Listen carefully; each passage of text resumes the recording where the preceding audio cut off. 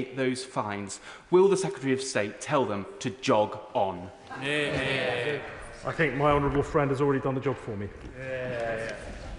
Order. That concludes that statement. Could I thank the Secretary of State and the Shadow Secretary of State for their presence throughout a lengthy session. We now change the cast, please.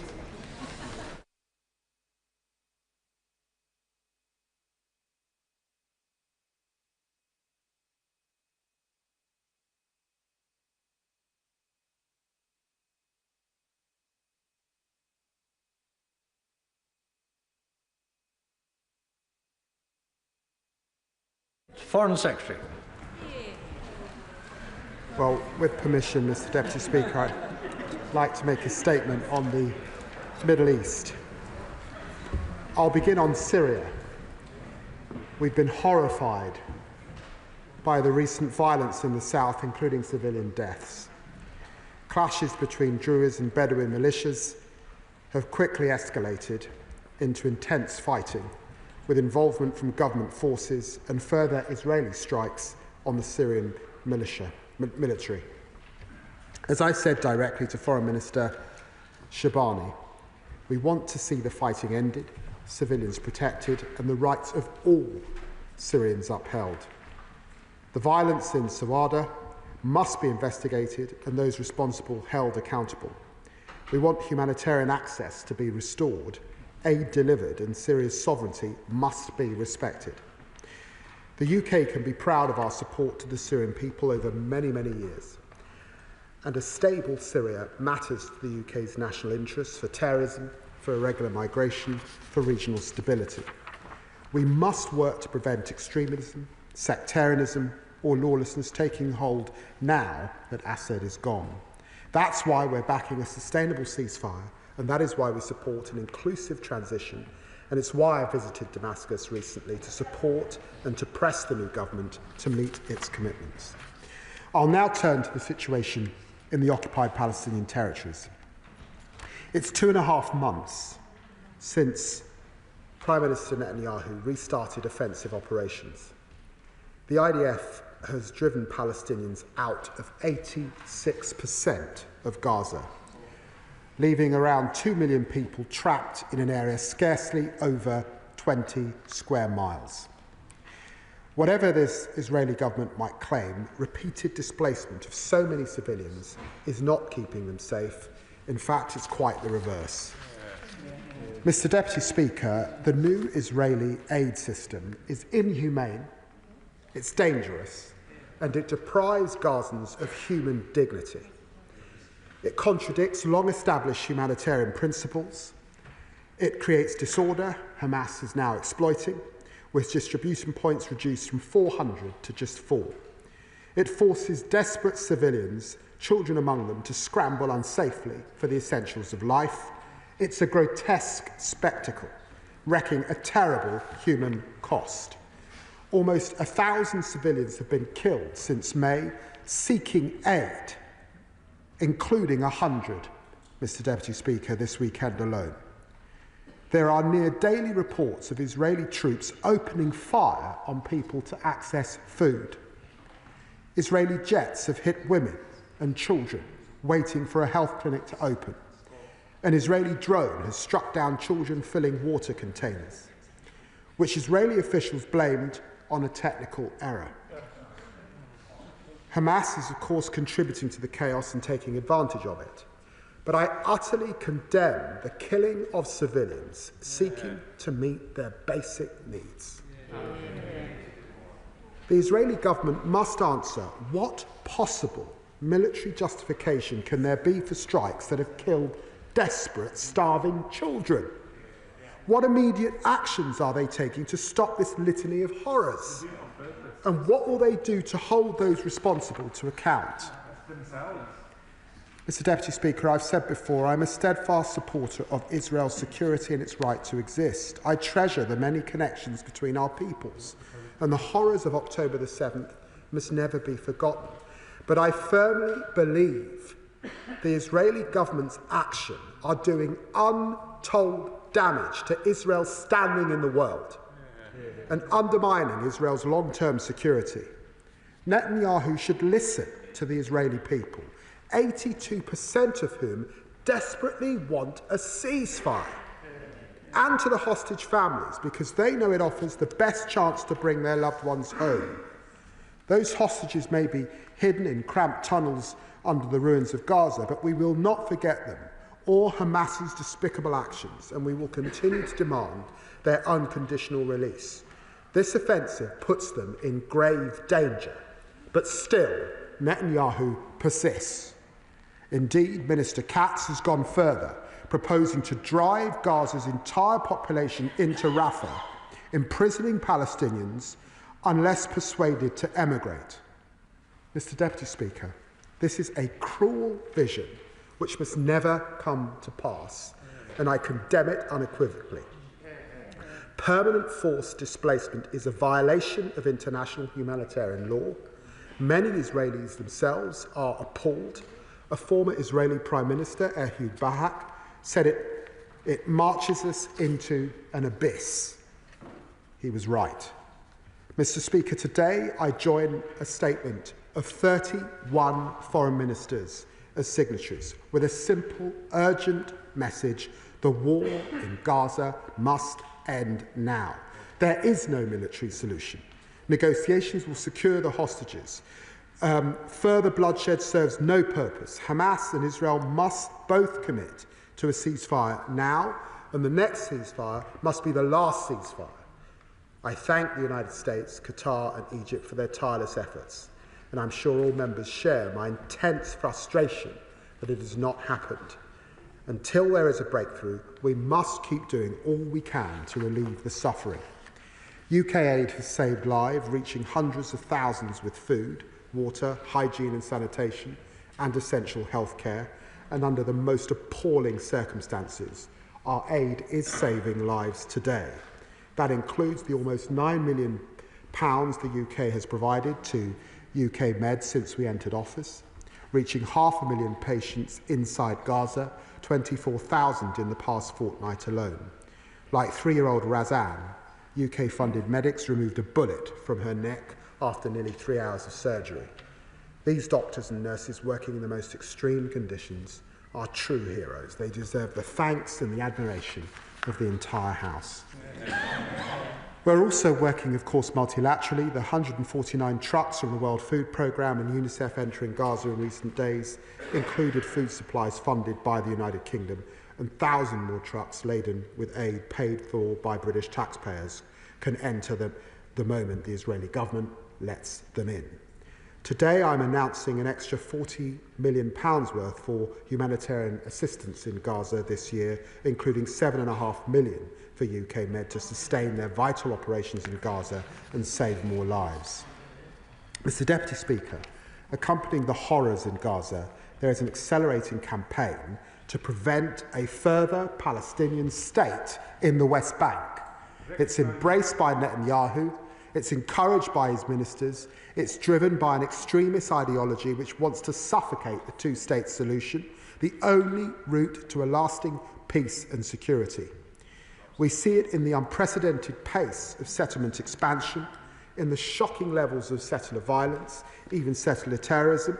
For that is what the most egregious ideological attacks are, and it is the deliberate attempts to squeeze the Palestinian Authority, unjustly denying it access to its own funds, and it harms Israel's long-term interests in the process.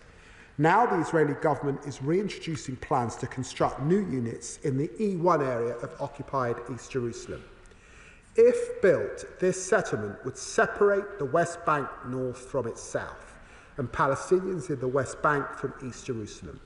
These plans are wholly unacceptable, they are illegal, and they must not happen. Mr. Deputy Speaker, we are striving to keep open the prospects of a two-state solution. UK assistance has been preserving the Palestinian Authority, contributing to essential Palestinian workers' salaries and supporting them to progress critical reforms. Today I can confirm we are enhancing our support, providing £7 million to strengthen the Palestinian Authority and Palestinian governance. implementing the agreement signed by myself and PM Mustafa earlier this year, and we're delivering the reform plans that President Abbas has set out. I can also confirm that we're providing £20 million worth to support UNRWA's many services for Palestinian refugees. And alongside this support, we are leading diplomatic efforts to show that there must be a viable pathway to a Palestinian state involving the Palestinian Authority, not Hamas, in the security and governance of the area. Hamas can have no role in the governance of Gaza, nor use it as a launchpad for terrorism. Israeli ministers should support the Palestinian Authority, not actively undermine its economy, as Ministers Ben-Gvir and Smodrich are doing. The UK is co-leading with Egypt the humanitarian and reconstruction track for the forthcoming two-state solution conference, and we are pushing to agree plans for a credible next phase in Gaza with a responsible reform PA at their core. So we turn any temporary ceasefire into a lasting peace. Mr Deputy Speaker, in our year in office, this Labour government has acted to address this horrendous conflict. We've restored funding to UNRWA after the Tories froze it. We suspended arms export licences when the Tories declined to act. We've provided nearly £250 million in humanitarian assistance this year and next, getting medical treatment and food to hundreds of thousands of civilians in Gaza. We stood with the hostage families at every stage. We've worked with Jordan to fly medicines into Gaza, with Egypt to treat medically evacuated civilians, with Kuwait and UNICEF to help children in Gaza. We've delivered 3 sanctions packages on violent settlers, suspended trade negotiations with the Israeli government, and sanctioned far-right Israeli ministers for incitement. We've defended the independence of the international courts. We've signed a landmark agreement with the Palestinian Authority and hosted the Palestinian Prime Minister in London, pushing for the reform it needs.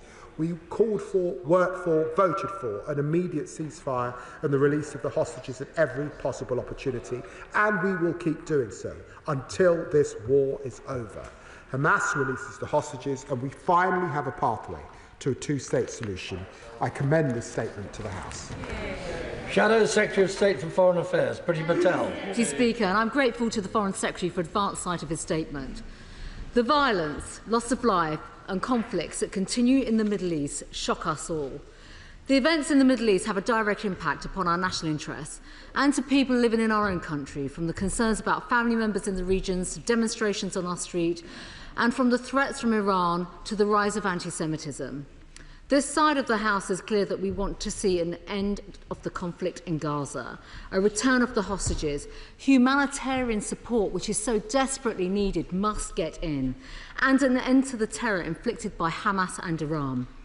But the reality of peace and a sustainable end to the conflict in Gaza seems to be drifting further away. What is Britain's role when it comes to workable outcomes and practical solutions to advance an end to this conflict? And what diplomatic action is being taken with regional allies and the US? Where is Britain's voice and action when it comes to putting new pressure on Hamas to agree the most recent US proposals to secure a ceasefire and release the hostages who've been in cruel captivity for more than 650 days? On the statement the Foreign Secretary signed earlier today, can he confirm or explain what an unconditional and permanent ceasefire means for Hamas and the Palestinian Authority? Last week I met with Keith and Ava Siegel, hearing their harrowing experience of being held in brutal captivity by Hamas. I paid tribute to their incredible bravery and their resilience and dedication to securing the freedom of the remaining hostages, from Gail to Ziv Berman to Matan Angras and Omi Moran, and all those being held in barbaric captivity. They must be returned to their loved ones. The hostages are denied humanitarian access by Hamas. What is the government doing about this? And when was his last intervention on this particular issue? On aid to Gaza, this situation has deteriorated beyond all rational comprehension. The daily reports of casualties seeking aid are appalling, and we utterly condemn these attacks. But our words and political statements of condemnation are not saving lives. So what practical solutions, proposals and options has the Foreign Secretary and the British government discussed with Israel on aid supplies into Gaza? What dialogue is there to find an agreement on getting aid supplies and access open that goes beyond the current dangerous approach that has been adopted? I remind the House that the last Conservative government, through Lord Cameron, secured new aid routes and better aid access to save lives. Surely, in light of the desperate urgency of the situation we all see, calls for such options have to be considered once again. On settlement, I reiterate our long-standing position that these are not helpful to achieving long-term peace. Israel should not take steps that could make a two-state solution more difficult, and it must use its legal system to clamp down on settler violence. We want a two-state solution that guarantees security and stability for both Israeli and Palestinians, and Palestinians, and I'm sure that he agrees it should only come at a time that is conducive to peace, and that it cannot be at the start of a process, and certainly not while Israeli hostages are still in captivity in Gaza. And does the Foreign Secretary agree that there needs to be a clear plan and international measures to see the exit of Hamas from Gaza? On Syria, the barbaric violence we have witnessed in recent days cannot continue. All groups and minorities in Syria must be protected, and the Foreign Secretary has mentioned his recent discussions with the transitional Syrian leadership. Did he convey to those in charge that they have a responsibility to end the armed conflict in their country and guarantee the protection of all minority groups in Syria before international community removes sanctions and normalises diplomatic relationships? What assurances has he received from the transitional government, and have these commitments been met in any way with measurable action? Will he update the House on whether any of the £64.5 million of money dedicated to Syria announced by the government earlier this month will be used to deal with the aftermath of these latest clashes, and how will it be spent? Can the Foreign Secretary also confirm whether he deems sufficient action has been taken by the interim government on the destruction of chemical weapons in Syria? Does he believe the HTS government is capable of securing Syria's borders? And can he also explain whether he intends to change the prescribed status of HTS?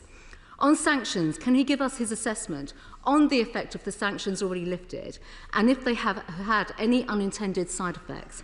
Syria's future still hangs in the balance, and we need to be wholly evidence-led on our approach.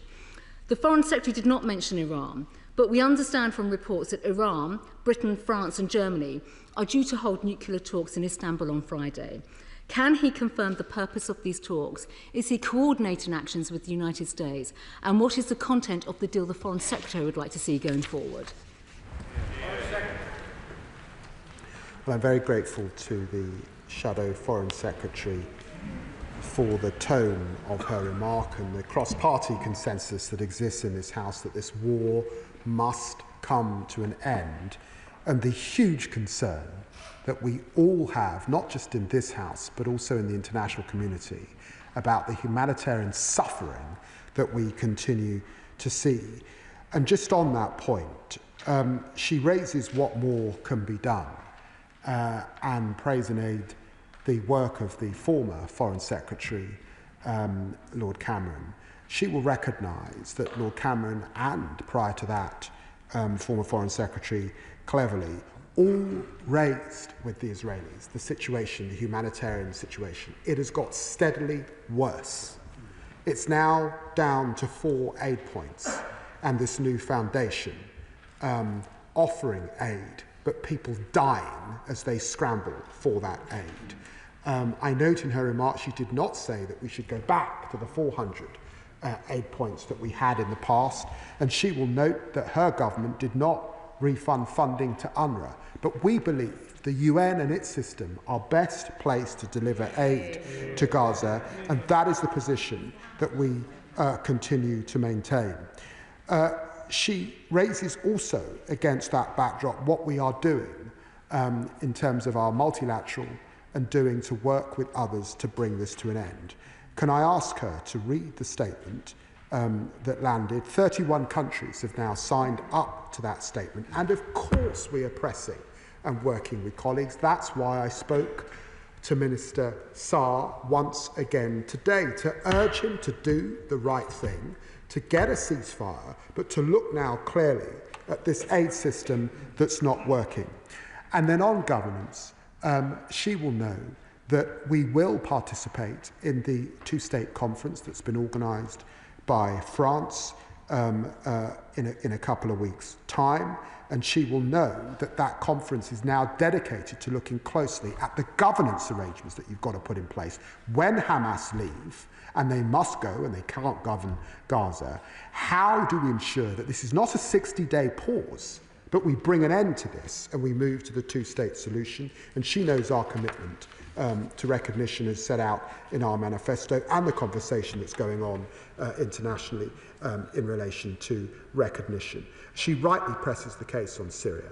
And of course, when I met with al-Shara, I was absolutely clear that this government had to be inclusive. I pressed him on his former background as a terrorist and our concerns, the concerns that will exist in this chamber, but we must work with him to ensure that it's inclusive, to ensure that security is fundamental, and she'll understand we have much that we need to do to support them on counter-terrorism at this time.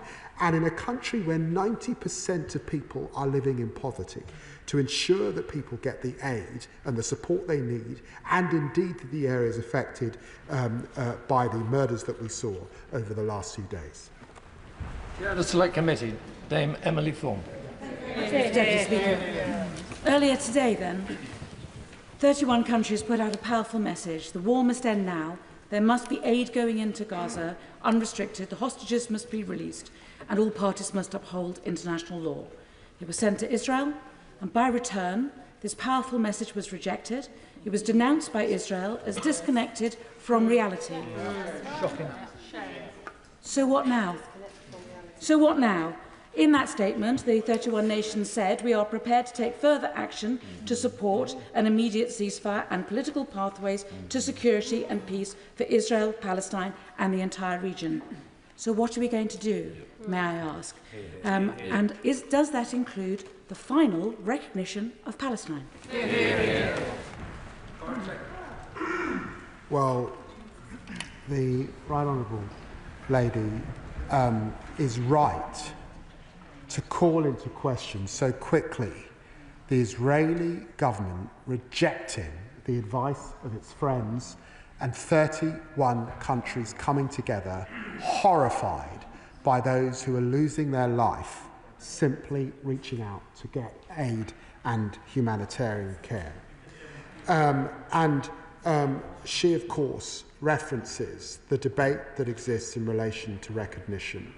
Let me tell her that we will be working with our French colleagues who are focusing the upcoming conference particularly on two states and how we get to two states. And as you would expect, the UK will play its part. On the broader issues, I hope and pray that we get a ceasefire, and of course that will lead to further activity as we head towards UNGA. Liberal Democrat front bench spokesman Callum Milne. Mr. Speaker, and I thank the Foreign Secretary for advance sight of his statement. I welcome his commitment to a diplomatic resolution in Syria and to holding the governments of Syria and Israel accountable for protecting all civilians and especially minorities. The Foreign Secretary is right to say that the situation in Gaza is inhumane and grotesque, and he is right that a ceasefire is desperately needed. I welcome the aid allocations that he has announced. But the problem is that the situation is not new. And the problem is that repeated expressions of regret by this government have not prevented further carnage being wrought by the Netanyahu government. The whole House saw the passion with which the Right Honourable Gentleman announced the British, French and Canadian joint position on the 20th of May, and with which the Minister for the Middle East sanctioned Ministers Smotrich and Ben-Gvir on the 10th of June. In those statements, ministers said that, and I quote, "we cannot stand by," and that they would respond, quote, "not just with words, but with actions." I think they meant it. And yet, 2 months later, the Secretary of State has only words, not actions. His joint statement with other countries today says once again only, quote, "we are prepared to take further action." And yet, children queuing for food or water are still being killed every single day as the Israeli cabinet maintains its grotesque blockade of humanitarian aid and now proposes an open-air prison for all Gazans, which, according to Ehud Olmert, would amount to ethnic cleansing. And yet I spoke today to the Oxfordshire doctors, Nick Maynard and Nada Al-Hadithi from Nasser Hospital in Gaza.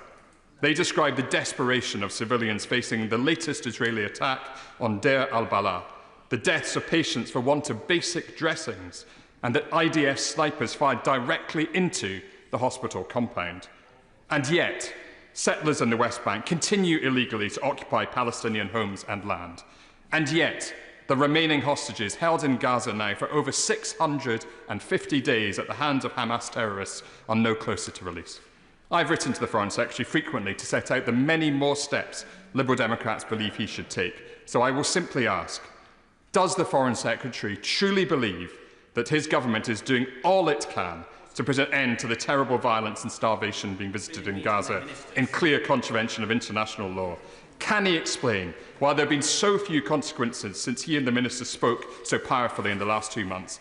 And can he dispel the widespread view that he is not setting the policy he would choose, but that he is instead being reined in by Number 10's desire not to upset President Trump by acting more boldly? Well, can I say to the honourable gentleman that I would actually want to associate my remarks with much that he said. It is a source of great regret to me that we have not brought this most horrendous of wars and conflict to an end.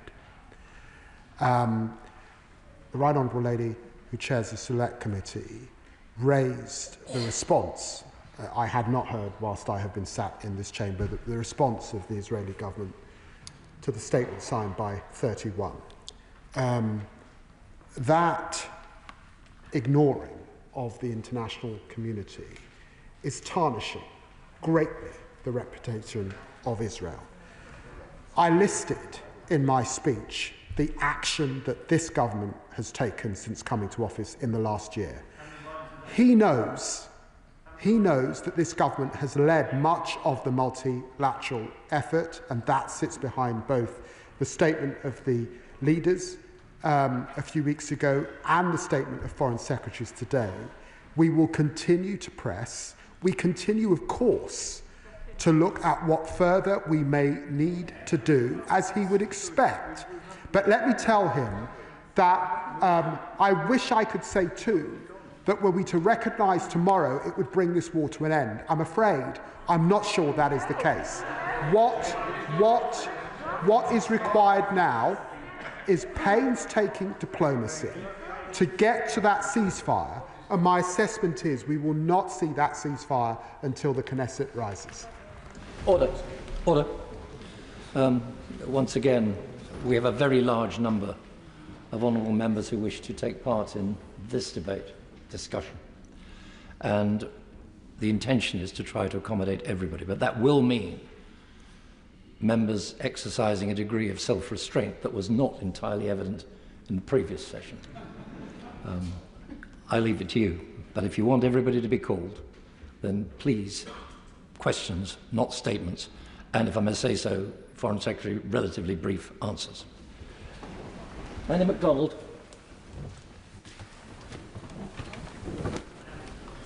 Andy MacDonald. Thank you, Mr. Deputy. Sorry, I missed that. I mean, this statement we have from the 25 or 31 partners, it takes us no further forward. So we're prepared to take further action to support an immediate ceasefire. It's action that people are wanting, not more repetition of we call for, we demand, we urge. We want action, and this isn't action. We've had this so many times before. We've got this terrible humanitarian crisis, forcible transfer of civilians, the starvation by Israel, replacing.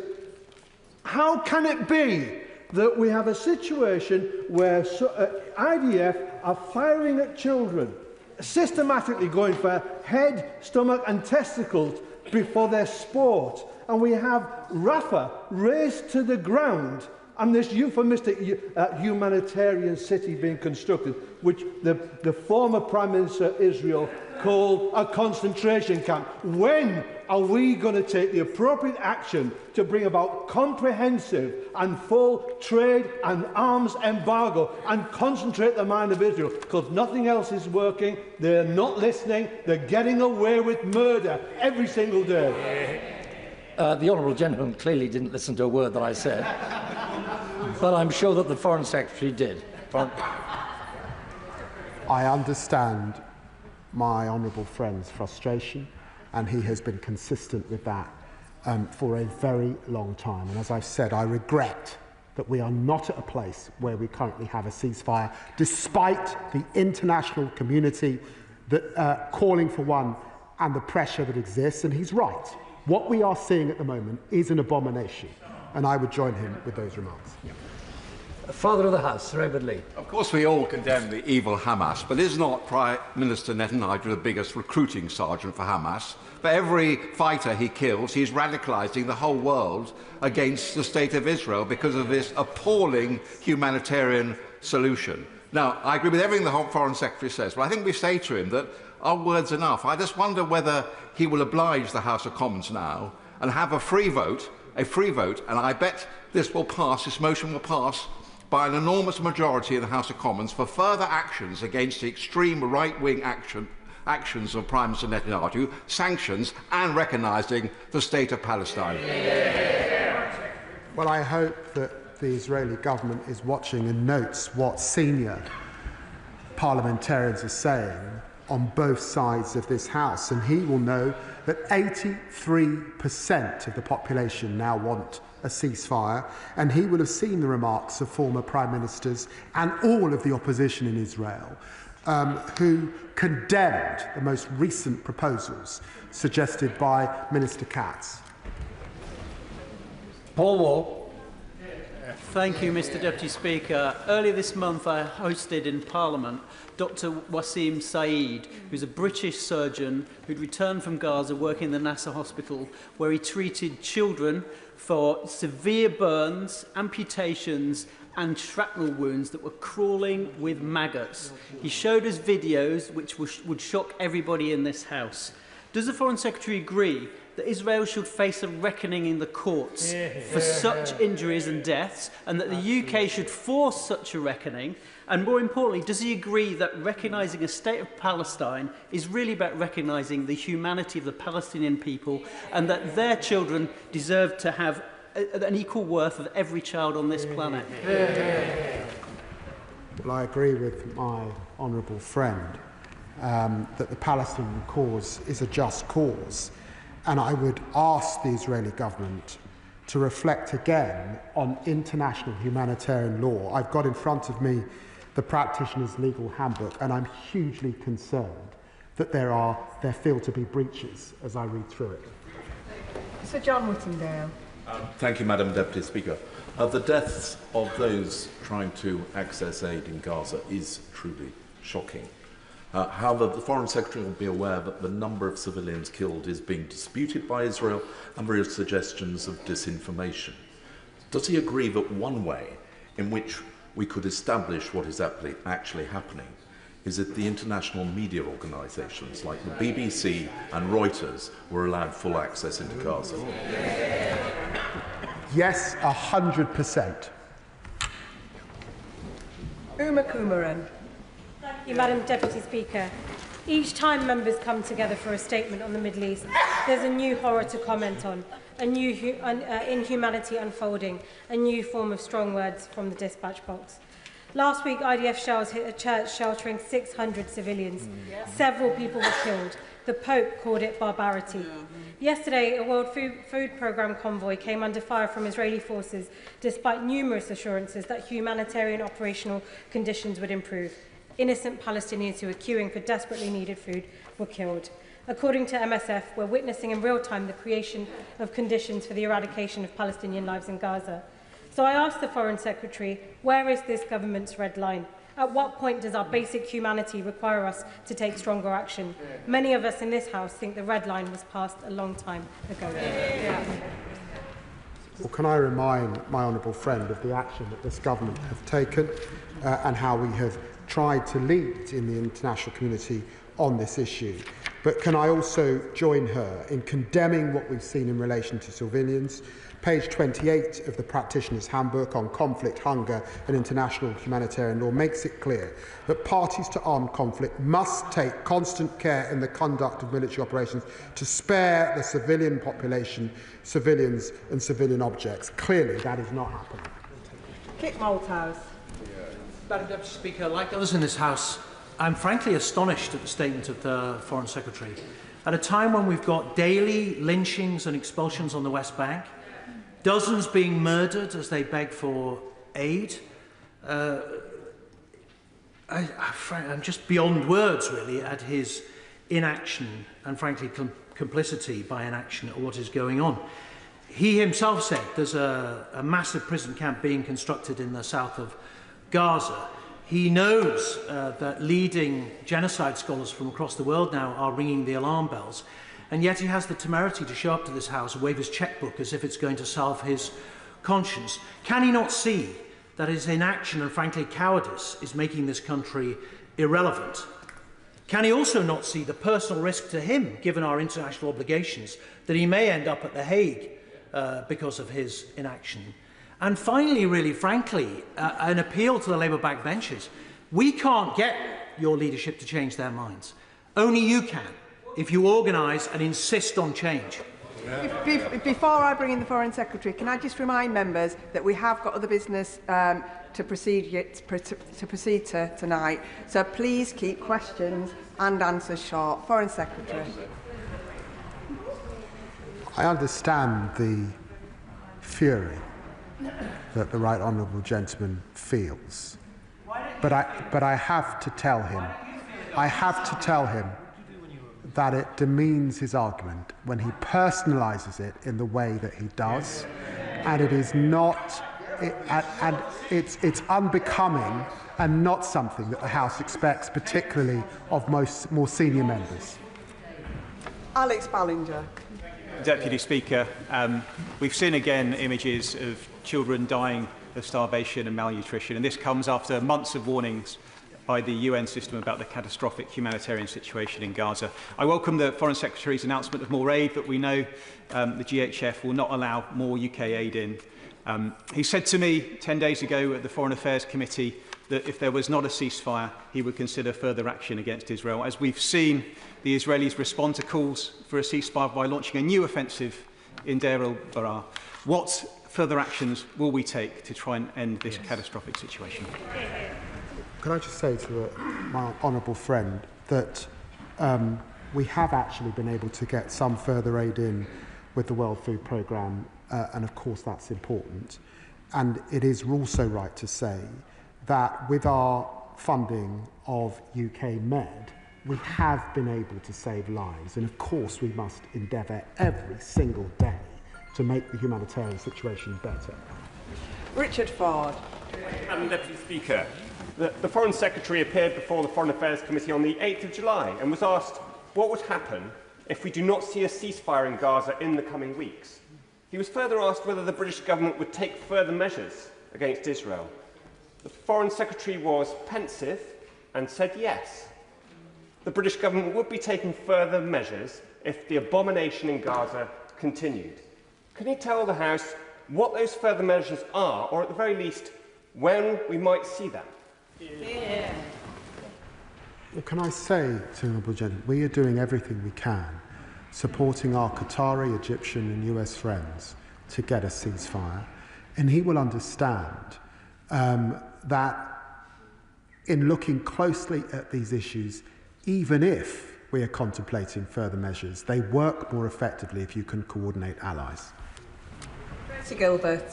Thank you, Madam Deputy Speaker. The ground invasion of Deir el-Balah is the latest to add to the daily attacks of Gazans and further evidence that the conflict has gone too far. The Israeli foreign ministers have already rejected the joint statement signed by 31 countries, including our governments. Can the Foreign Secretary outline what additional specific steps he will take with others to bring about a ceasefire and secure aid to starving Gazans? Well, can I say to honourable friend, I set out in my speech the action that this government has taken, and I stand by it. I regret that we have not brought a ceasefire. I have set out also the more aid that we are attempting to get in and how we're supporting the Palestinian people, including the Palestinian Authority, and I stand by that. Stephen Flynn. Madam Deputy Speaker, on the Foreign Secretary's watching in his statement today, he has refused to call it a genocide. He's refused to end all arms sales to Israel, and of course he continues to refuse to recognise the state of Palestine. So here's something he could do. On his watch, just 2 wee kids who've been bombed or shot by the Israeli forces have been evacuated to the UK for medical treatment. Now, the First Minister of Scotland wrote to the Prime Minister saying that we stand ready to provide hospital treatment to those children. Shamefully, the Prime Minister hasn't even bothered to respond. So will he do what his boss won't and commit the UK to making sure that children who've been bombed by Israel are treated? Order. Foreign Secretary. Can I say to the honourable gentleman that we have suspended arms sales that could be used in Gaza? And he should look closely at our export licensing regime, because much of it is not about arms. It's about, for example, equipment that we send to support NGOs and others who are in the area. And of course, I'm happy to look with the Home Secretary at what more we can do for children who are suffering. Tan Singh Sitty. Thank you very much, Madam Deputy Speaker. Ministers say it's for the courts to decide whether genocide has occurred in Gaza, but the Genocide Convention is aimed primarily at prevention. And the ICJ has already found that there is a plausible risk of genocide and advised that all states must act collectively to prevent it. While the occupying Israeli forces are accelerating the building of illegal settlements in the West Bank, the scenes in Gaza are horrific, with almost 1,000 people being killed by the IDF just while seeking aid. We're seeing the starvation being used as a weapon, forced displacement of Gazans, the mass civilian deaths, and senior Israeli officials are using dehumanizing language while proposing to concentrate Gazans into a mass detention camp. So, Foreign Secretary, when will the government take decisive action with international partners to prevent genocide? Well, can I say to my honourable friend, and he prays and aid the law in terms of plausibility in breach of international humanitarian law, if he looks at my statement back in September, I assessed that there was a clear risk of breaching international humanitarian law, and it's for that reason that I suspended arms sales. I am aiming to finish this statement around 7:45, so people will be able to see. I don't think I'll be able to get everybody in with the length of questions. David Mundell. Thank you, Madam Deputy Speaker. And I mean, everybody condemns the deaths as people queue for aid. But this aid system that was enforced is only possible because of the support of the United States in its delivery. So what is the Foreign Secretary doing to persuade the United States that this is not the way to deliver aid into Gaza? Well, I want to reassure him that I have made representations to Secretary of State Rubio about my concerns with the aid system, and I've done that alongside many European foreign ministers and members of the G7. John Pearce. Thank you, Madam Deputy Speaker. I recently met with the mother of Oz Daniel, a 19-year-old who was murdered by Hamas on the 7th of October, and his dead body was dragged into Gaza. Oz loved to play music, he loved Guns N' Roses and was a brilliant guitar player. This is about a mum who just wants her dead son's body bringing home. A senior US official has said that Israel is bending over backwards to agree a ceasefire, and it is Hamas that is blocking it. Will the Foreign Secretary set out what pressure the government is applying to Hamas by Qatar and Egypt to agree a ceasefire and to bring the hostages home?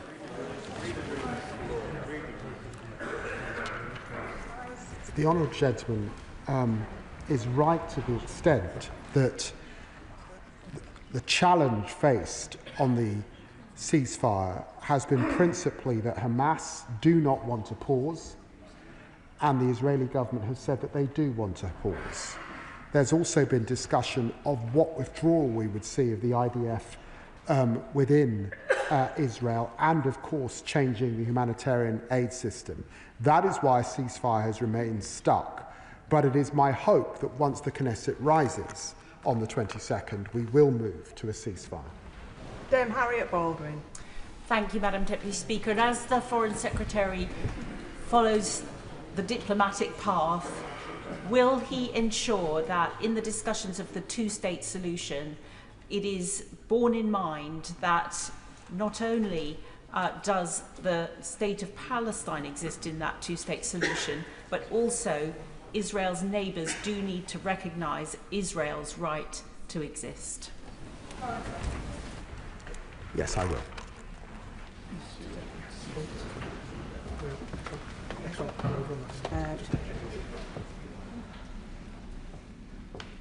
Laura Kirk-Smith. Madam Deputy Speaker.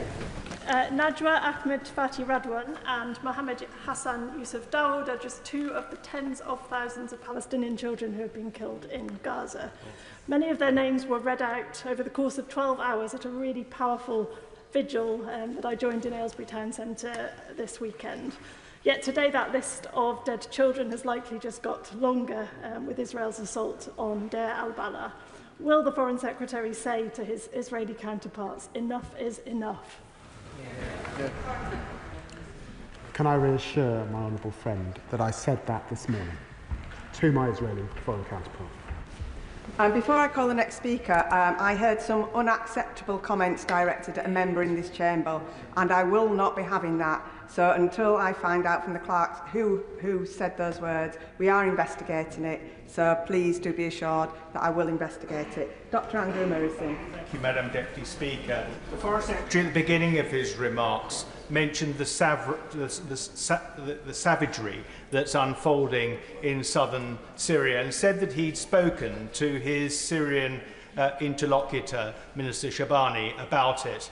Has he spoken to Tel Aviv about it, since the only country that has visibly come to the assistance of the Druze for all the criticism that has been rightly aimed at it is Israel? And if he has, can he say what his assessment is of the wisdom or otherwise of the action that Israel has taken? Well, can I say to the right honourable gentleman that the UK is clear that we expect Israel to adhere to their commitment that their presence in the area of separation in the south is both limited and temporary. And that I did press the foreign minister, the Israeli foreign minister, on their activity, which I worry destabilises the situation further. Debbie Abrahams. Thank you, Madam Deputy Speaker. And I recognise the Foreign Secretary's labours to get as many international allies on board, and I recognise the importance of that. But clearly we must do more. This is not enough. Given Israel's flaunting of international law and the devastating consequences of that, including, I understand, that Israeli soldiers are reporting being told to kill children, to point and shoot. It's completely unacceptable. So as a starting point, perhaps we could ensure that we are refusing entry to the Israeli Air Force Chief to visit the Royal International Air Tattoo, as well as others having said, how are we going to get children who need care over here? Well, I said that I will look at the issue of what more we can do should children require medical aid in our own country.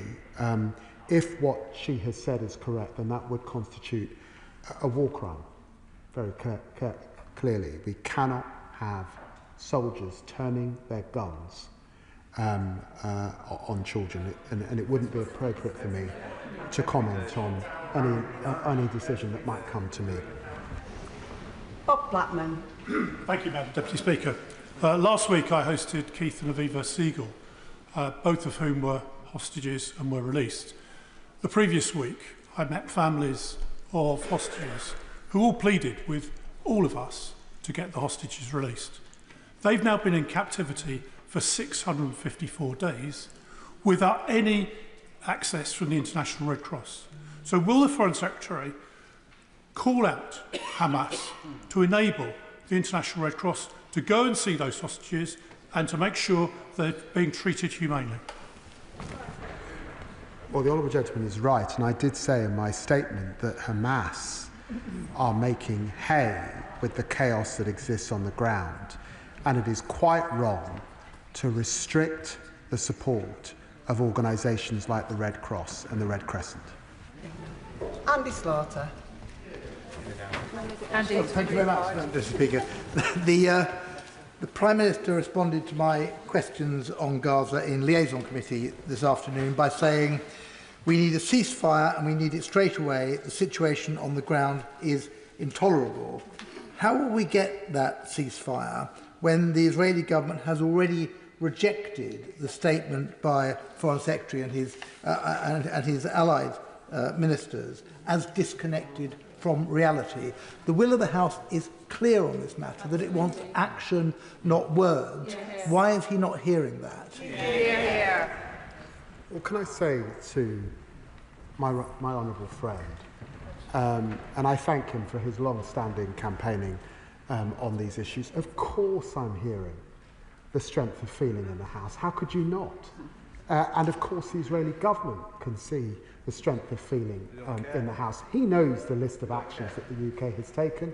He knows the work that we're doing with close allies. He knows too that we have not brought this war to an end. And he will be familiar with the work that we're doing with countries like Qatar and Egypt and the United States to bring about a ceasefire. Alison Bennett. Thank you, Madam Deputy Speaker. Yesterday it was reported, as honourable members will be aware, that at least 93 Palestinians were shot and killed whilst queuing for GHF distributed food because they and their families are being starved to death. The fact that GHF stands for Gaza Humanitarian Foundation smacks of an Orwellian doublespeak which I find profoundly disturbing. The Foreign Secretary must surely agree that the current system of aid distribution headed by the GHF is both unsafe and grossly inadequate. Is the Secretary of State content that Britain is doing all it can to ensure it is not complicit in the grotesque use of starvation as a tool of war? Well, I'd want to associate my remarks with what the Honourable Lady has said and to ensure her, not just on my behalf, but on behalf of everyone in this chamber, there will be no complicity of any of us in acts where there could be a clear risk of a breach of international humanitarian law. Matthew Patrick. Thank you, Madam Deputy Speaker. Last week I heard from Keith and Aviva Siegel. They had been held hostage by Hamas, and there was a powerful reminder from them that until all hostages are released, no hostage is released. That's true for Avinatan Or and for his family. It's true for Gali and Zeev Berman and for their family too. And in fact, it's the families of hostages who are some of the loudest voices calling for an end to this war. Can the Secretary of State outline what steps he is taking to ensure that the next ceasefire is permanent, seeing hostages get out of Gaza and aid get in? Well, I'm very grateful to the Honourable Gentleman for his question, and he's absolutely right to mention the hostages that he does, and he knows that I meet regularly with hostage families and did a few weeks ago in my office, and he's absolutely right that the overwhelming majority of the Israeli people, 83%, want a ceasefire so the hostages can get out, and they want it to be a sustained and enduring ceasefire, which is not currently the position of Benjamin Netanyahu. Carly Danier. Madam Deputy Speaker, the UN Special Rapporteur on Violence Against Women has said that Palestinian mothers are repeatedly watching their children slowly starve to death, be maimed, be killed and be buried alive, and that this is deliberate, part of Israel's strategy to physically and psychologically destroy women and the continuity of the Palestinian people. She called this a femi-genocide. Madam Deputy Speaker, the Secretary of State has repeatedly said the situation is intolerable. Yet by failing to pull every single lever that this government could, it is tolerating it.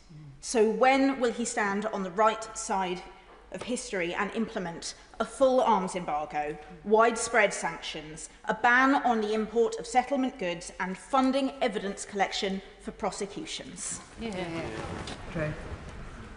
Well, can I say, Honourable Lady, I stand by all the decisions that we've made as a government. I listed them, and they're numerous in my statement. And I just say that on the full arms embargo, I am content that we're not sending arms that could be used in Gaza.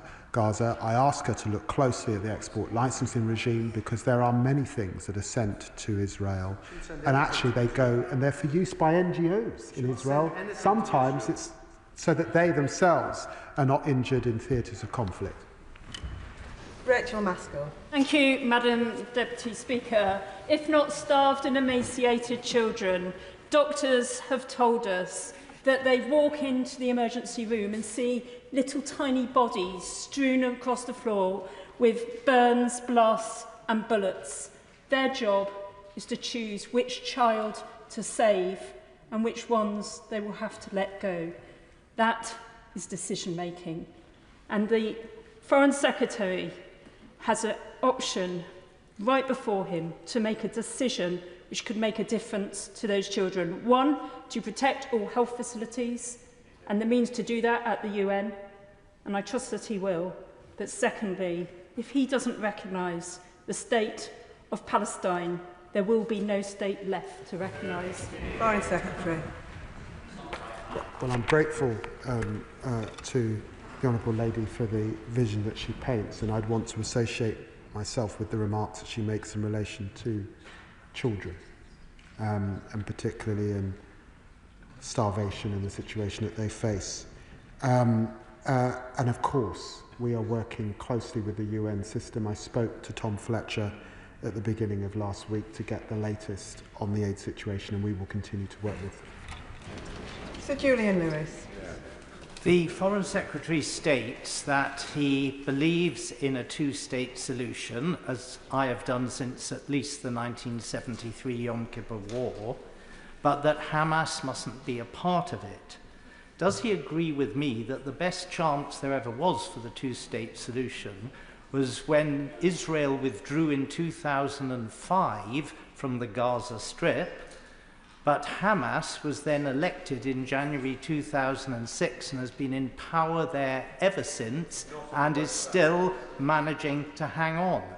So does he accept that if ever the government did recognise a Palestinian state, it would have to be the West Bank without the Gaza Strip, given the internecine slaughter between Hamas on the one hand and the PLO on the other, which followed the last withdrawal? I agree with the Honourable Gentleman that Hamas cannot continue to govern in Gaza, and I suspect that everyone in this chamber agrees with that. I do believe that there are prospects beyond that. Indeed, when the IRA laid down their arms, that's a template for how you can demilitarise and how leaders, perhaps in this circumstance, can exit Gaza. But I do say to him that the continued undermining of the Palestinian Authority by the Israeli government, including the starvation now of their funds, is also trying an attempt to not get to that two-state solution, which all of us in this House want to see. Dawn Butler. Thank you, Madam Deputy Speaker. Foreign Secretary, we watch families surveying the ruins of their homes being mocked by illegal settlers in the West Bank. A little boy looking at his dead relative, waiting for him to take another breath. I watched a mother whose baby had its leg amputated before it even got to take its first step. Where is our humanity? And I asked the Foreign Secretary, to have a two-state solution, we need two states. Let's just recognise Palestine. Or tell me what the words I need to say to the Foreign Secretary to get our government to make real, meaningful action. Tell me what to say and I'll say it. Well, I'd say to my honourable friend that we do need humanity, and everything that this government has done has been to ensure that there is that humanity and to ensure the dignity of the Palestinian people and the hostages that are still underground, we will continue everything that we have. We'll throw everything at it to get that ceasefire. That is what we're doing. I sense her frustration, and many in the chamber. I'm as frustrated as she is, but it's not frustration alone will not deliver what we want to see. Manuela Pertegala. Thank you, Madam Deputy Speaker. Does the Foreign Secretary agree that the Israeli government should bear heavy consequences should it decide to proceed with the approval of the illegal E1 settlement plan in occupied East Jerusalem, which will threaten the two-state solution? Well, the last government, back in 2014, suggested there would be consequences if they move forward with E1. And so it's absolutely the case that there would be, not just from the UK, but from all international partners, if they made such a move. Helen Hayes. Thank you, Madam Deputy Speaker. Our constituents are watching children being starved and shot in front of our eyes. They are watching illegal settlers systematically and strategically undermining the Palestinian state. Madam Deputy Speaker, this is not a risk of international humanitarian law being broken. It is international humanitarian law being broken in front of our eyes on an hourly and on a daily basis. So our constituents are asking what this government is doing to stop it, and they are asking that because it is unbearable. They can see that the current approach is not working. We were promised more action weeks ago, and today we are not seeing more action. So can I ask my right honourable friend, what is the government doing to secure accountability under international law, and when will the government recognise the state of Palestine? Well, can I remind my honourable friend and thank her for the strength of her feeling and her campaigning and championing of this issue in her constituency. But can I remind her that we are supporting many groups that are on the ground in the West Bank, documenting expansion, documenting violence. That work assists the United Nations and it assists the global community.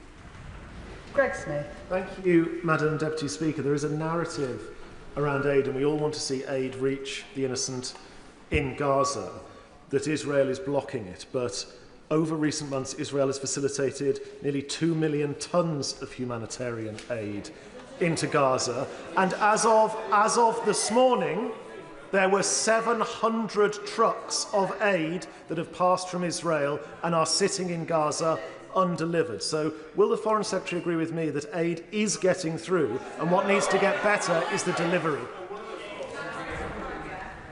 I'm afraid I can't agree with that statement, and I don't recognise the numbers. Marcus Campbell-Serviers. Thank you, Madam Deputy Speaker. As I understand it, Hamas want Egypt and Qatar, and also the United States, empowered as legal guarantors, not only for a 60-day truce, but also up to a signatory date of any final agreement with Israel. Can't America be prevailed upon to act as a guarantor beyond the final settlement? Hamas could be forced to reconsider its objectives under pressure from a population desperately looking for long-term security. Well, I can say to my honourable friend that we're working particularly with Arab partners on this issue.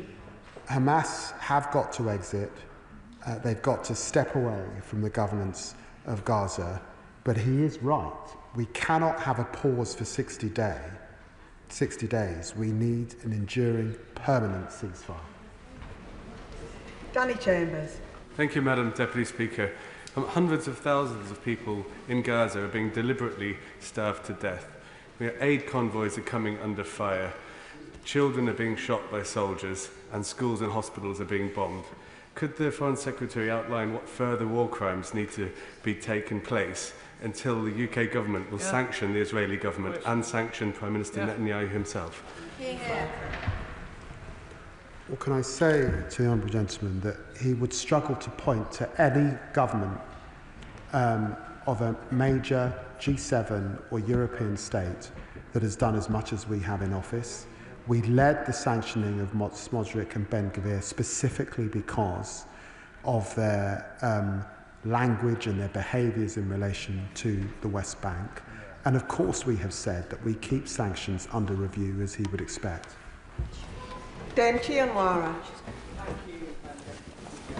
I welcome the Secretary of State's statement with world leaders urging Israel to agree to a ceasefire in humanitarian aid.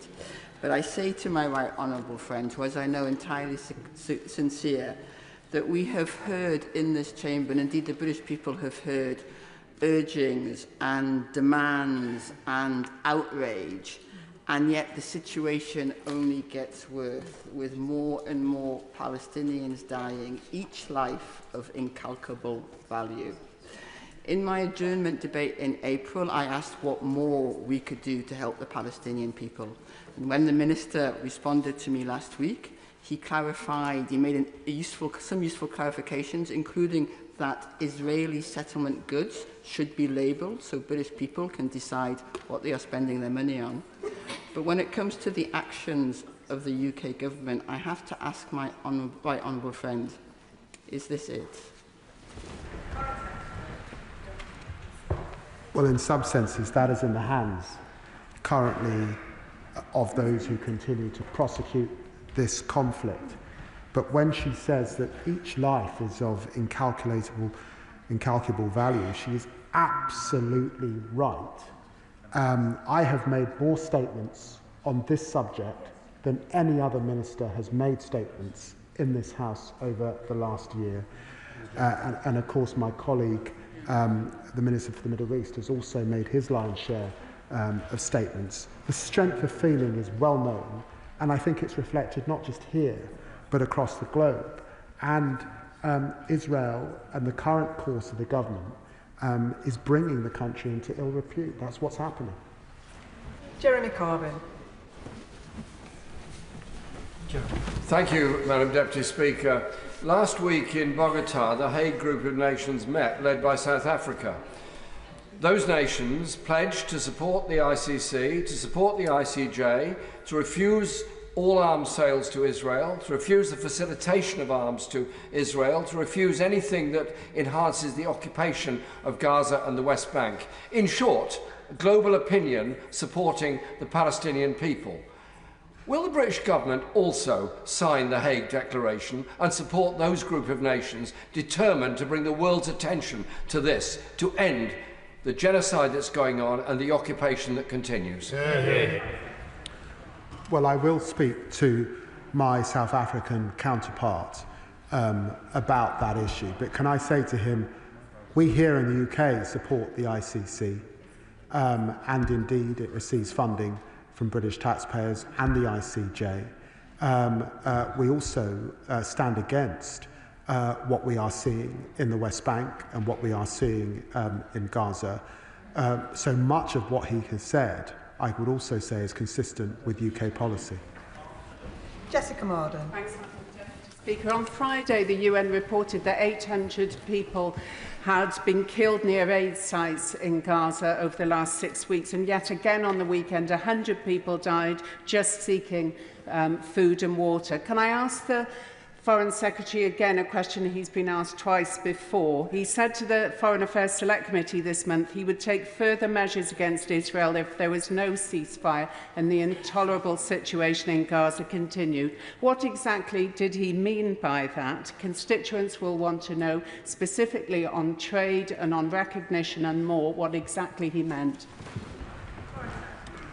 Well, can I say to her that all action is under review at this time, that we are pressing for a ceasefire.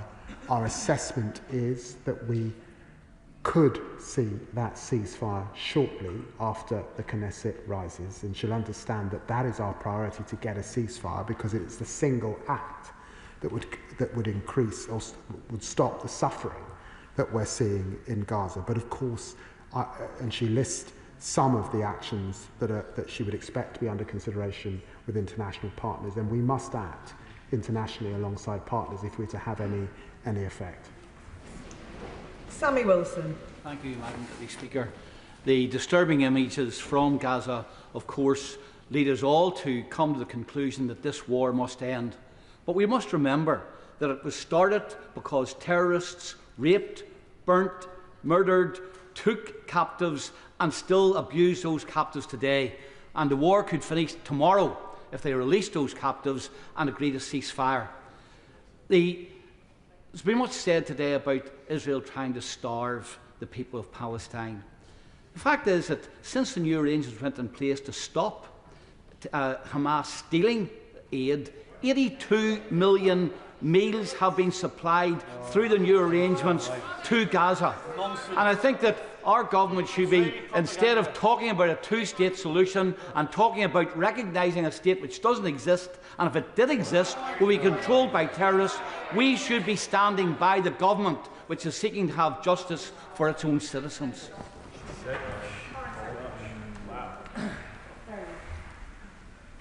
I can't agree with what the honourable gentleman has said, save for his remarks in relation to the hostages who must be released.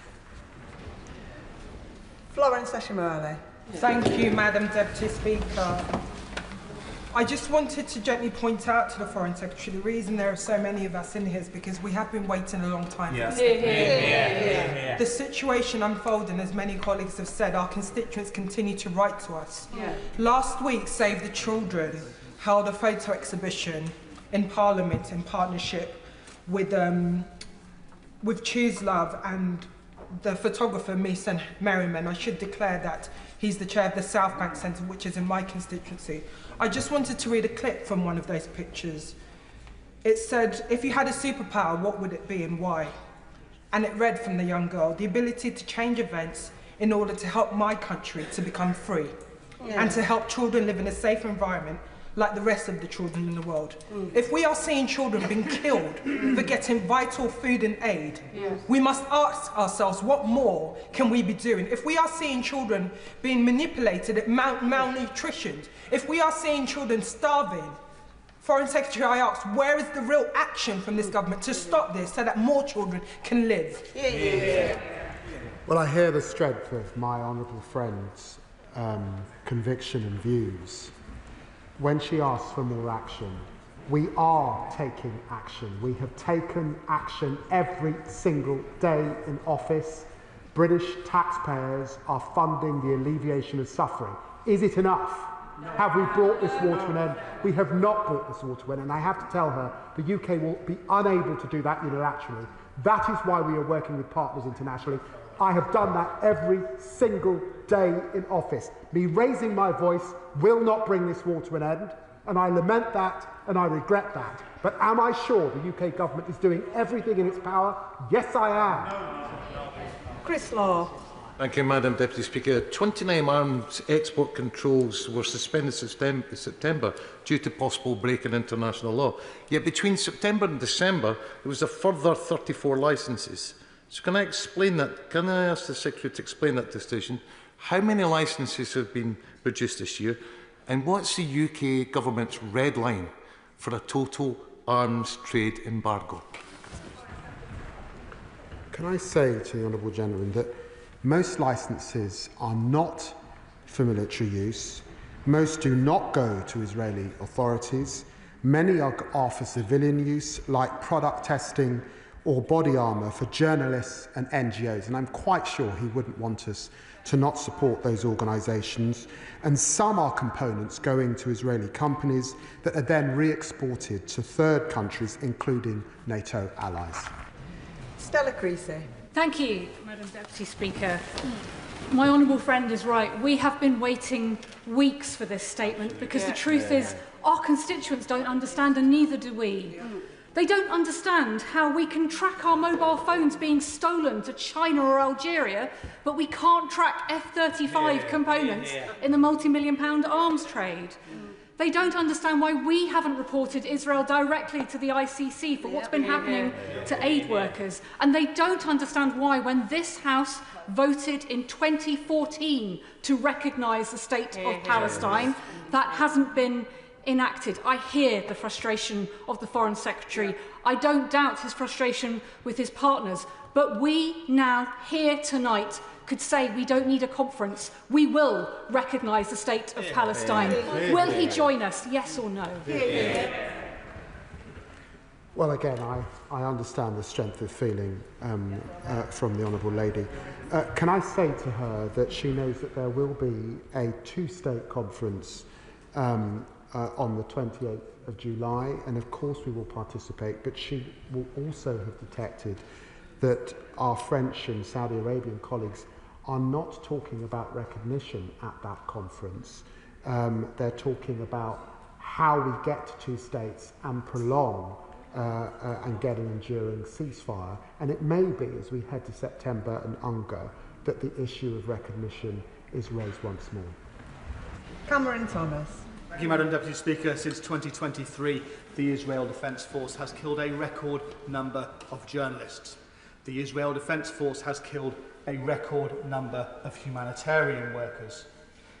It continually murders starving children as they queue for aid.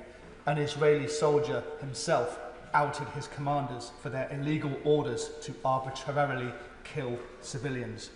Not a sequence of coincidences, but war crime after war crime after war crime, and a clear message to the world: do not intervene, do not observe what we are doing to the Palestinians. The Foreign Secretary said he wants a two-state solution. He can take a giant leap in that direction right now with a one-word answer.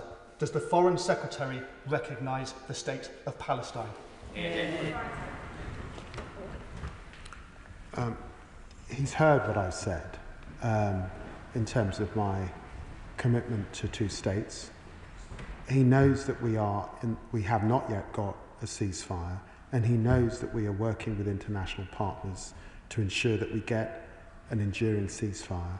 And he knows the debate around recognition, because I've talked about it not just in select committees but at this dispatch box on many occasions. Marcia de Cordova. Thank you, Madam Deputy Speaker. 17,921 children have been killed in this horrific war in Gaza. The Israeli army willingly opened fire on children collecting food and trying to access water. Children are literally being starved to death. Yep. And those children not killed are left with disabling injuries. Now, I agree with the Foreign Secretary, the war in Gaza must end, but we've seen the response from the Israeli Foreign Minister. They are ignoring what this government is saying. So I ask the Foreign Secretary, what will he do now? And is it not time for there to be an end to all arms sales, not just some, all, and a complete ban on all settlement goods? And he says he's going to be part of the conference next month, well, this month on the 28th of July. But what I will say, he doesn't need a conference to recognise the state of Palestine. I just say to my honourable friend politely that there are countries, not this year but last year, who took a step to recognition. It did not change things on the ground. It did not change things on the ground. So she says with passion what is going on. My focus is what is going on and trying to alleviate the suffering, whilst I recognise the debate on recognition. But I do say to her politely, it is not my assessment, in all honesty, not that of course we must move to recognition at the appropriate point, but I do not believe in terms of this conflict it would change the situation on the ground. Caroline Burden. Thank you, Madam Deputy Speaker. Every day we are seeing more and more reports of children being killed in cold blood while they queue for food. The horror cannot get any worse. Prime Minister Netanyahu has already rejected the statement signed by 31 countries. It didn't take him long, and it's very clear that he's not interested in stopping this horrific offensive. The time for words is over. This House wants to see actions, widespread sanctions, an end to all arms sales, and recognition of Palestine as a state. Netanyahu deserves nothing less, and he might actually take notice if we take action. So will the Foreign Secretary consider doing more taking more action to bring this horrific offensive to an end? As I've said, yes to that last bit. I want to see a ceasefire in the coming days, but of course we continue to consider what further steps we can take with allies to bring this war to an end, as she would expect. Ruth Cadbury. Thank you, Madam Deputy Speaker. Does the Foreign Secretary accept that Israel's plans to transfer control of the Ibrahimi Mosque from the Palestinian municipality of Hebron is highly inflammatory and a violation of international law? And will the government condemn any transfer of authority away from Palestinians and consider sanctions against the Kiryat Arba settlement municipality if it assumes such a role? We are concerned at the statements and the language that have been made. We do believe that they're inflammatory. We do believe that they breach Israel's obligations, and we are looking closely at Israel's behaviour if that were to take place. Ali Chams. Thank you, Madam Deputy Speaker. Foreign Secretary, words do matter, but actions speak louder. What MPs, members across this House cannot understand, what citizens of this country, our constituents cannot understand, is why he will not take the actions that are available to him to end UK complicity in this horror. A full arms embargo and an end to all military cooperation, a full ban on all settlement goods, sanctions on all those responsible for genocide, recognition of the state of Palestine. Why will he not take these concrete actions now? Can I reassure the Honourable Lady, the UK government is not complicit in any actions that would breach international humanitarian law. I took that step back in September alongside restoring funding to UNRWA. She asked for a full embargo. She will note that there was a judicial review of that decision. The government's position was upheld because she doesn't want to see us weakened or our allies weakened in terms of other conflicts that exist that have a direct bearing on the safety and security of the people of Britain. Rachel Hopkins. Thank you, Madam Deputy Speaker. I welcome the Foreign Secretary reiterating this Labour government's total opposition to Israel's military operation. It's raised with me regularly by my constituents and our shared abhorrence at seeing the sight of children being shot at as they're seeking food. The Israeli Defence Minister announced his plans to forcibly transfer all Palestinian civilians in Gaza to a camp in the ruined city of Rafah, which the former Israeli Prime Minister Ehud Olmert has deemed as a concentration camp in all but name. Does the Foreign Secretary agree with me that this is completely unacceptable violation of international law which cannot go ignored? And will the government guarantee further action against Israel if it proceeds with this plan? Yes, yes, yes. She talks about the statements of Edmund Olmert. It's also right to say that Yair Golan, that Yair Lapid, that Benny Gantz, that Ehud Barak, that the former IDF chief have all condemned what Minister Katz has suggested, and I condemn it wholeheartedly. Shirkat Adam. Thank you, Madam Deputy Speaker. Last week, as a Minister of the State met with Yair Golan, shaking hands and smiling and taking photographs, a Palestinian mother was faced with a dilemma. Does she stay where she is and see the starvation of her children, or does she venture out and see the children being blown to pieces, adding to the 17,000 other children as a statistic, or 10 children a day whose limbs are blown off? These children do not need these empty words, Secretary of State. It will not stop their bleeding, it will not stop their killing, it will not nourish their bodies, and they won't stop the tears of their mothers. So I agree with the Minister, even recognising the state of Palestine today is not going to make any difference to the children on the ground. So I ask the Minister, will he take a tangible step and propose a British-led, internationally supported hospital in Gaza in partnership with a coalition of the willing to provide some remnants of humanity in this darkest of hours? Well,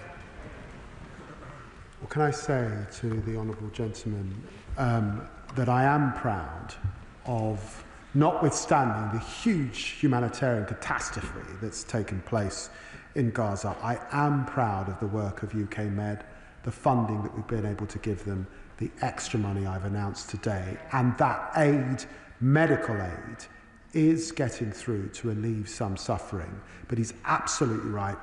Can we do more? We will continue to do more. And I want to reassure him that I'm working particularly with my Jordanian counterparts to see what more we can do to alleviate that suffering. Alice MacDonald.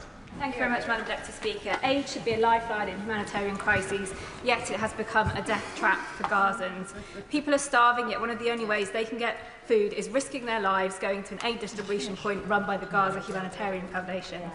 So does the Secretary of State agree that we are seeing the militarisation of aid, that we cannot let this set a precedent, and can I press him further on the conversations with both the Israeli government and the US government on bringing the operations of the Gaza Humanitarian Foundation to an end?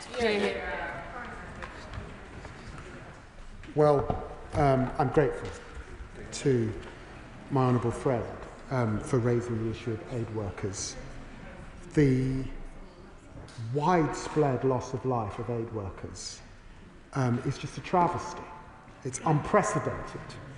And I would remind colleagues of Chapter 2 of the Conduct of Hostilities of the Legal Practitioners on Humanitarian Law, and it says distinctions lie at the heart of international humanitarian law. It requires parties to armed conflict to distinguish at all times between civilians and combatants, and of course that includes aid workers. And it is a travesty what we have seen take place over this last 2.5 years. Jim Shannon. Thank you, Madam Deputy Speaker. Can I, first of all, thank the Foreign Secretary for his statement and for his thoughtful use of words in what's a very contentious issue. With the latest reports of the attacks on the Jewish people, where hundreds of Jewish civilians, including women and children, were being kidnapped, tortured, raped, executed, mutilated, with Christians suffering at their side despite the fact that they are fighting back, there is, I believe, a real and valid fear of genocide of those people who have a strong faith and who, as such, are worthy of our protection. What can government and the Secretary of State, the Foreign Secretary, do to secure peace and hope for these people who are currently being targeted and need aid urgently? Thank you so much. Well, I'm very grateful to the honourable gentleman for naming the Druze and the awful atrocities that they have seen visited on them in the last few days, and the positions of minorities in Syria. I saw the Pope comment unusually in the strongest terms at what he has seen. Can I reassure him that I raised these issues with the Syrian leader myself, that I urged him to act. There must be accountability as he grips the entirety of his countries. Of course, these incidents were also taking place under the Assad regime, and in some ways have been going on for much time. But it is totally unacceptable, the suffering that is being wrought on minorities in Syria at this time. Gregor Poynton. Thank you, Madam Speaker. The situation facing Gazans is truly catastrophic, and we must secure a ceasefire as soon as possible, with all hostages being freed and unhindered access to aid. Now, our experience in Northern Ireland shows that to build a long-term sustainable peace, we need to invest in civil society and peace builders to create a consensus and to change opinions for the better. Will, therefore, my honourable friend tell us what this UK government is doing to support the International Fund for Israeli-Palestinian Peace? Well, can I reassure my honourable friend that we are, British taxpayers are funding NGOs that work across communities.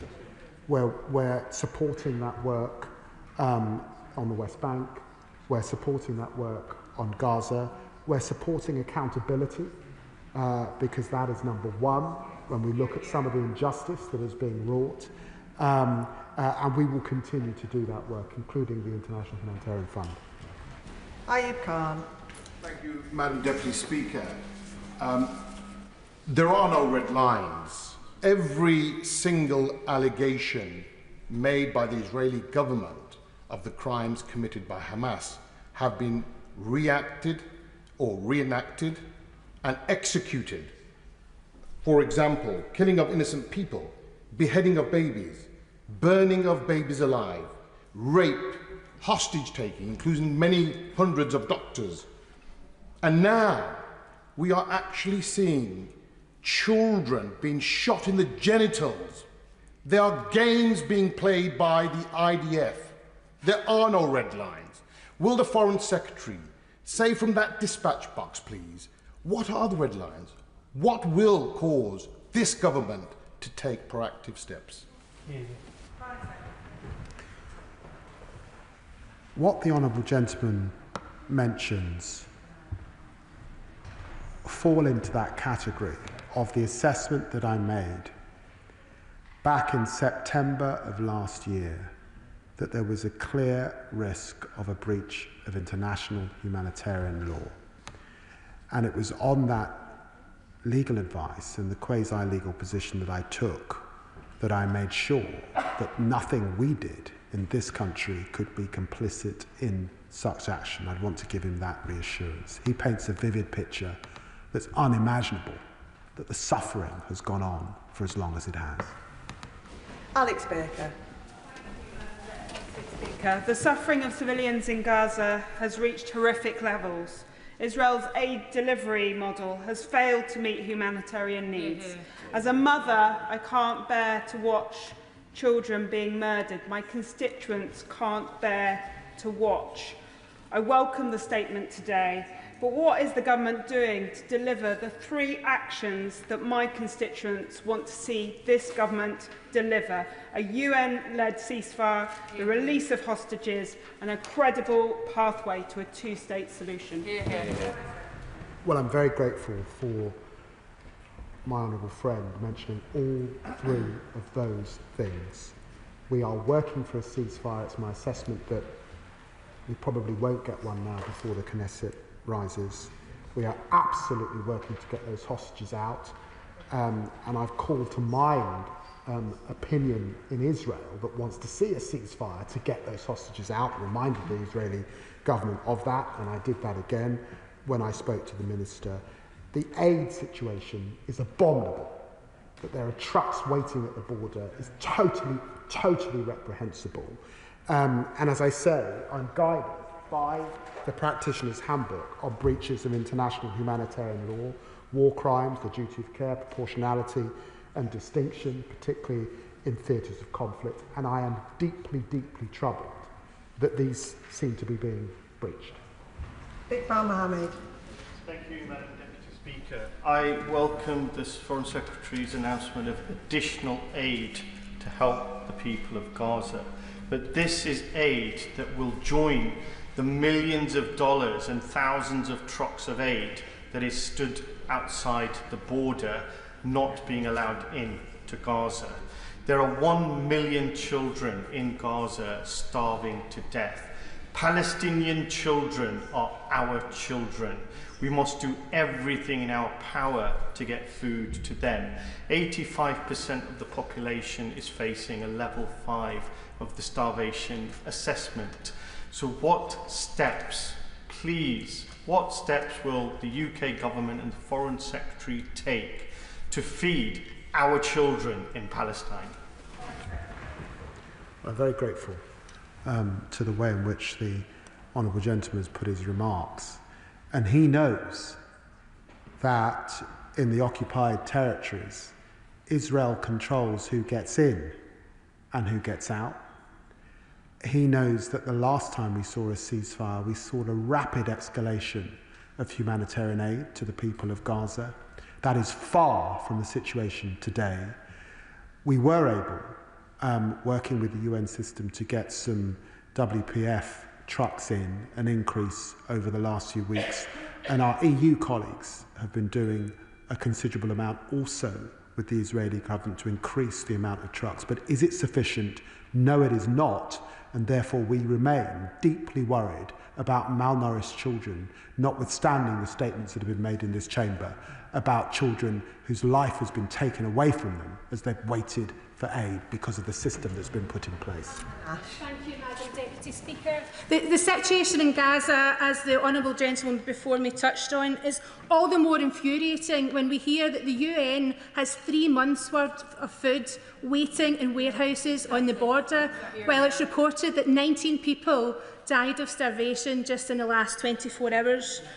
I'm grateful for all the Foreign Secretary has done so far on this issue, and I know that he agrees with me that the war must end now. But what are the next actions that we need to do to make that a reality? We have to bring about that ceasefire, and we have to do all we can to alleviate the suffering, and that's what I set out in my statement today. But I remain as frustrated as she is that this war is not over. Sabir Ahmed. Thank you, Madam Speaker. He's been kind enough to meet me a number of times over this year, so he knows the feelings of my constituents of Glasgow South West well over this conflict. They're concerned and they're disgusted at the sight of the mass killings and starvation of the Gazan people. But they're also frustrated at the lack of medical care and humanitarian aid. The Foreign Secretary knows I have many surgical colleagues working in Gaza and who have worked in Gaza, including Dr. Mohammed Mustafa, who alongside the Hashemite Kingdom of Jordan and the Australian government desperately are seeking to get a maternity hospital caring for women and children into Gaza. Will the Foreign Secretary lend his support and the support of his office to this endeavour? Yeah.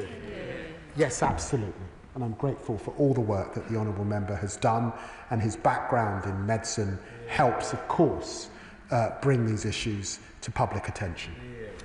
Calvin Bailey. Thank you, Madam Deputy Speaker. According to the UN, nearly 800 Palestinians have been killed near the GHF aid points. And despite the UK sending £129 million in aid, this is nearly pointless, as the denial of the UN's aid system and Israel's cruel and blockade is choking off supplies for people who need it, and looks very much like starvation as a weapon of war. Yeah. The RAF broke a previous blockade with airdrops months ago, and while we welcome the additional medical aid that has been promised today of £40 million, and today's international statement, Israel has rejected such appeals.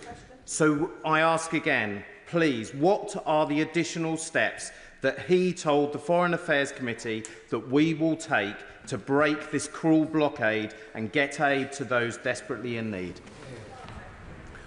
Well, my honourable friend will have heard the statement that I've made today and the extra steps that we are taking in terms of humanitarian aid, and he will have seen the statement alongside 31 international partners on the fact that this war must come to an end and that aid must get in.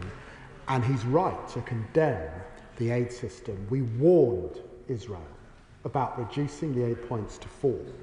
And now we're seeing the horrors in front of our eyes. And I remind them again about their obligations to international humanitarian law and my worry that they are being breached. Rupert Hook. Thank you, Madam Speaker. We rightly refunded UNRWA, but since then, aid has become a daily death trap and starvation widespread. Our calls for a ceasefire only saw the last one get broken, and now, as he pointed out, the chilling order to forcibly displace an entire population of 2 million people, condemned by ex-Israeli PN Ehud Barak. What more concrete are we doing to stop the man-made destruction of Gaza, 35 hospitals, hostages, soldiers and civilians before our very eyes? Because history will not judge this well, and words are not working. Well, can I say we stand with the international community in all of our efforts, and in terms of what comes next, we support the Arab plan. We're working with Arab partners to improve that plan and to get to a day after, which we can get to if we get that ceasefire. Ambos Sharambos. Thank you, Madam Deputy Speaker. Gaza's facing a catastrophic famine-like conditions, and people are dying in appalling circumstances. The Gaza Humanitarian Foundation is fundamentally failing to properly distribute adequate humanitarian aid and is turning distribution into another front line in Gaza. So I ask the Foreign Secretary, what actions is he taking to ensure that UN NGOs can get into Gaza and deliver humanitarian aid that Gazans desperately need?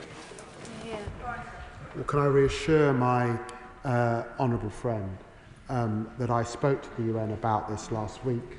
We're working with the UN, and I was pleased that they saw the World Food Programme able to get some extra trucks in. We will continue to work closely with them. We believe that they must be a fundamental part of a system that distributes aid to the people of Gaza.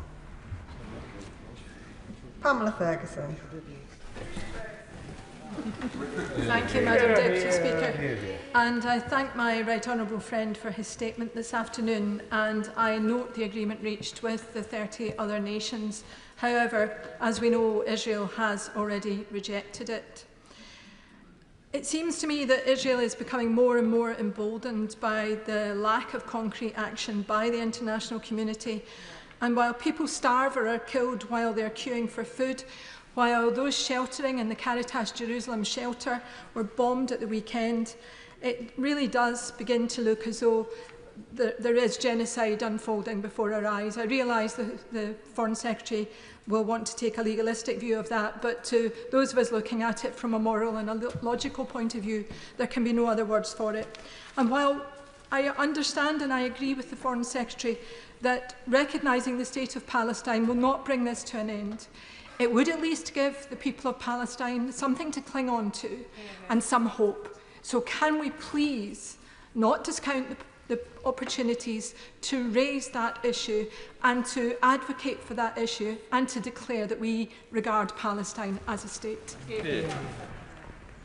Can I reassure the Honourable Lady? And the Honourable Lady is, in my experience, uses her words carefully, and the whole House will have heard what she said this afternoon. But can I reassure her that in my discussions with the Jordanians, with the Saudi Arabians, with the Qataris, with the Emiratis, with the Egyptians, and indeed with Prime Minister Mustafa, of course we discuss the recognition issue, as we have been doing with our French colleagues. Gaza War. Thank you, Madam Deputy Speaker. The Israeli government's denial of aid to civilians is turning an entire population of Palestinians to just skin and bones, starving them to death. As kids die, the Israeli government is pushing ahead in defiance with their humanitarian plan for Gaza. A plan that has been described as a concentration camp by the former Israeli Prime Minister. Can I press the Foreign Secretary to enforce further sanctions, and can he lay out what tangible pressure the government is putting on Israel to stop using hunger as a weapon of war? Well, can I reassure the Honourable Gentleman that, as he would expect, I raise these issues with Israel on a regular basis, and I raised that issue with Israel this morning. Tahir Ali. Thank you, Madam Deputy Speaker. Inhumanity is a red line drawn by international law, underwritten by universal human rights.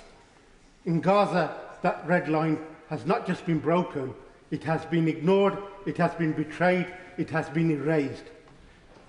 Foreign Secretary tells us Netanyahu is not listening. In fact, he's putting his middle finger up to the UK government.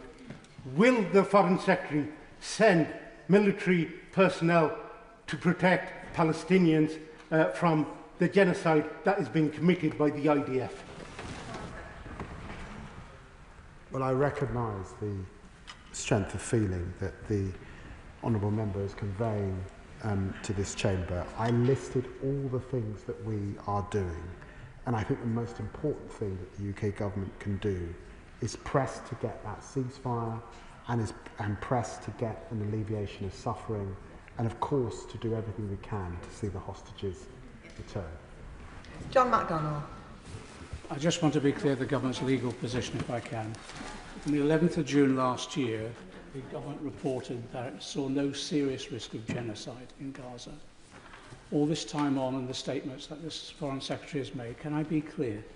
Is he saying tonight that the government accepts there's a plausible risk of genocide? If he isn't, can he instruct his officials to undertake an immediate review and report to members as rapidly as possible? Because this does, therefore, if it is a plausible risk of genocide, it places legal duties upon the government and all of us, I believe, to act accordingly. And one of the things that could be done, as we've seen in the past when we've had rogue states like South Africa, etc., is the best form of bringing them to heel is financial sanctions.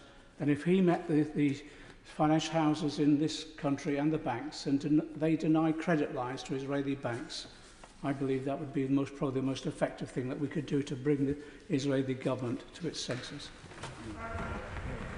Well, can I say to the right honourable gentleman that I'd refer him to the statement I made back in September and the addendum to that statement, which set out the basis on which I had judged that there was a clear risk of international humanitarian law. He knows the long-standing position that it is for the international courts to make any determination of genocide. Our assessment is that there is a clear risk of a breach of international humanitarian law. Cat Eccles. Thank you, Madam Deputy Speaker. Order. Cat Eccles. Thank you, Madam Deputy Speaker.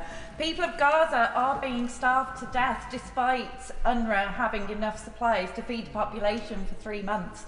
It is not a matter of logistics, it is sheer cruelty. GHF ration centres are purposely located in the south in militarised zones with sporadic opening hours and sudden closures, leaving people with no option but to make that long journey on foot and wait many hours on the off chance that supplies may become available or they may be killed while trying.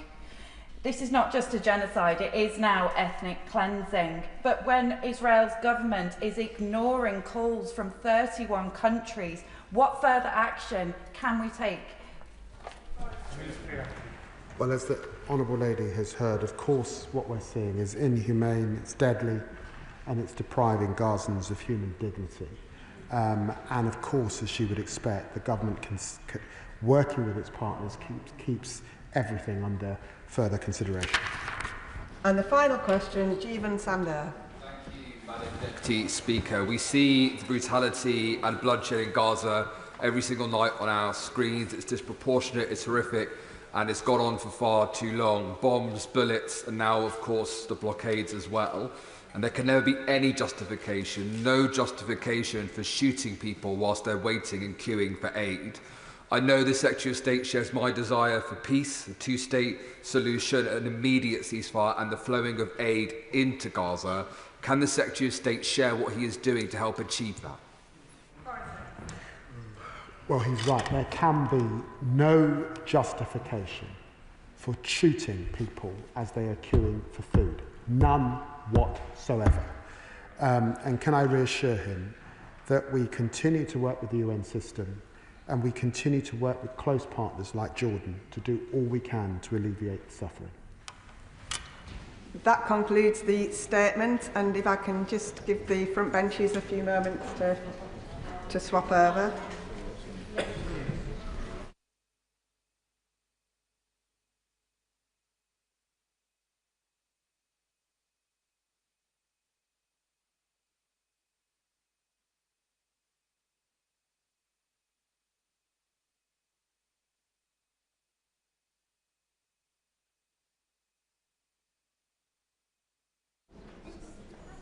Statement, Nick Thomas-Symonds. Thank you, Madam Deputy Speaker. The Infected Blood Inquiry's additional report was published on 9th of July, and today I'd like to provide the House with an initial response. I'm grateful to Sir Brian Langstaff for seeking justice for victims and for the inquiry's constructive additional report. His ambition was to ensure that fair compensation is provided to every person that is eligible without delay, and that resonates across the country. Before considering the detail of the report, I want to share the latest delivery figures from the Infected Blood Compensation Authority. As of the 15th of July, IBCA has contacted 2,215 people to begin their claim, with 1,934 having started the claim process. 808 offers have been made, with a total value of over 602 million. 587 people have accepted their offer, with over £411 million paid in compensation, meaning approximately 60% of infected people registered with a support scheme have been contacted to begin their claim. I'm pleased that progress is being made, but I acknowledge the calls from the community for faster payment.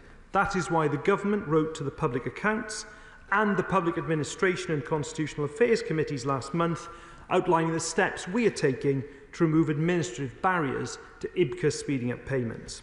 I'm also pleased to announce, Madam Deputy Speaker, further interim payments of £210,000 to the estates of infected people who are registered to an infected blood support scheme and have sadly passed away. This is in addition to the over 500 interim payments already paid, and I will provide further information on this as soon as I am able to. Madam Deputy Speaker, the Government is committed to providing fair compensation to victims of the infected blood scandal. And in the autumn budget, we have set aside £11.8 billion to do that. The inquiry has recognised the Government's commitment, saying there can be no doubt that the Government has done right in ways which powerfully signal its intent. However, I agree with Sir Brian's statement that there is still more to be done to ensure that the detail and operation of the scheme matches up to its intent. Sir Brian has made a number of recommendations on ways the compensation scheme could be amended to achieve a scheme which works for everyone. We will publish an update on gov.uk today, setting out the Government's approach to the inquiry's further recommendation. I will deposit a copy of that update in the House libraries. We will also provide a comprehensive response to all the recommendations in due course. The report includes several recommendations for IBCA on speed and transparency.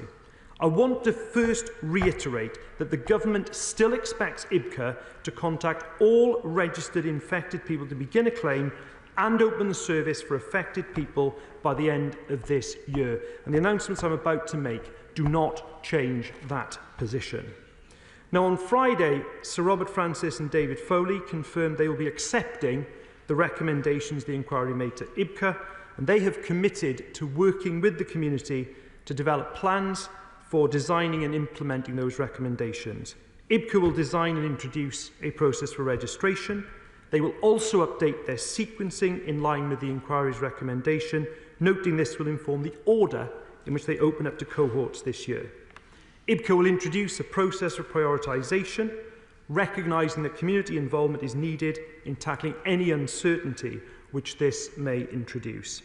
Alongside this, I have asked for a review of IBCA's delivery of the scheme to ensure that it is progressing as quickly as possible. This will be supported by the National Infrastructure and Service Transformation Authority, NISTA, and led by an independent reviewer, and I expect the review to begin in August. Now, the inquiry has made recommendations across 9 key areas to ensure that infected and affected people feel that they have overall been compensated fairly by a scheme that is designed and delivered with their input. Separate to the delivery of compensation by IBCA, the inquiry has made recommendations relating to the design and structure of the scheme. 7 of these sub-recommendations the Government will accept and implement as soon as we can, so that IBCA can get on with paying compensation. Others will require engagement with the community before the changes are made, in line with the spirit of the inquiry's report. Now, when I gave evidence to the inquiry in May, I said I would take a constructive approach and I would look at the issues which have been put to me. The inquiry has made 8 sub-recommendations in these areas, and I'm pleased to confirm to the House that I'm either accepting these or agreeing with the inquiry that the community should be consulted on next steps. So I can confirm we will remove the 1982 start date for HIV infection to ensure anyone infected due to infected blood or infected blood products with HIV is eligible for the scheme regardless of the infection date. We accept the inquiry's recommendation on affected estates. In fact, Madam Deputy Speaker, I'm actually going to go further than the inquiry's recommendation. The inquiry recommended that where someone who would be an eligible affected person sadly died or dies between the 21st of May 2024 and 31st of December 2029, their claim will not die with them, but becomes part of the estate. I'm actually going to extend that by a further 2 years to the 31st of December 2031. The special category mechanism, I know, has been a concern for members of the community and this House. Again, I promised the House previously I would look at this, and I'm pleased to say we accept